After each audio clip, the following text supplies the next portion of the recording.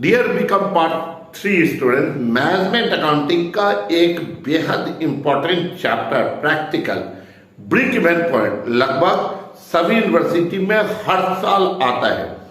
तो ये break even point है क्या? संविच्छेद बिंदु हिंदी में बोलते हैं, एक ऐसा बिंदु जिस पर रेवेन्यू यानी टोटल आय आप बोल सकते हैं, टोटल रेवेन्यू बराबर हो जाता है टोटल कॉस्ट पे। यानी कोई आपको प्रॉफिट भी नहीं है, कोई आपको लॉस भी नहीं है। एक ऐसा बिंदु पर जब आप पहुंच जाते हैं तो इस बिंदु को कहा जाता है ब्रेक इवन पॉइंट। बिजनेस में इसका बेहद इंपॉर्टेंस है। क्यों?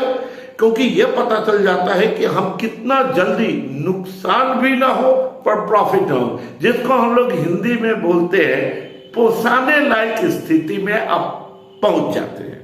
अब आइए, ये दो तरीके से कैलकुलेट होता है। दो तरीके से, माने दो इसके रूप हो सकते हैं। एक ब्रेक इवन इन यूनिट्स, यानी कितनी संख्या में हम लोग माल बेच लें तो हम सेफ साइड में आ जाएंगे, नो प्रॉफिट नो लॉस की स्थिति में।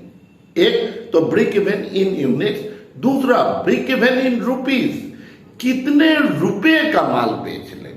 ठीक, हम आपको एक छोटा सा कैलकुलेशन भी करके दिखाते हैं, आपको बड़ा इंटरेस्टिंग लगेगा।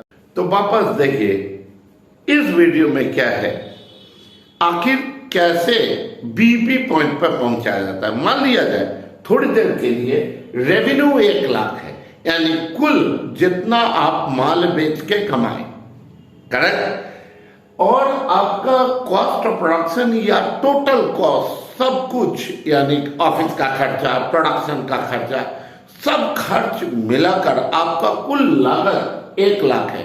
तो बीईपी क्या होगा? बीईपी कैसे बोलेंगे? रेवेन्यू इक्वल टू कॉस्ट क्या होगा, तो ये बीईपी है।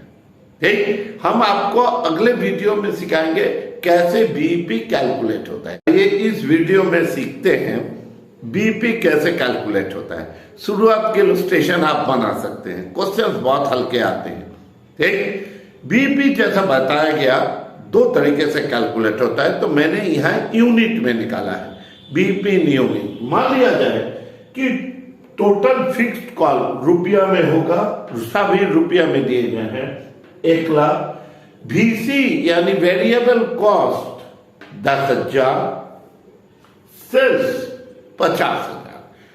अब कैसे बीईपी आएगा? तो BEP units fixed cost divided by sale minus variable cost, या इसको बोलते हैं सेल में से वेरिएबल कॉस्ट को माइनस कर देते हैं तो कंट्रीब्यूशन निकल आता है। ठीक, वो भी आपको सिखा जाएगा स्टेप बाय स्टेप। मैंने एक एग्जांपल से दिया है।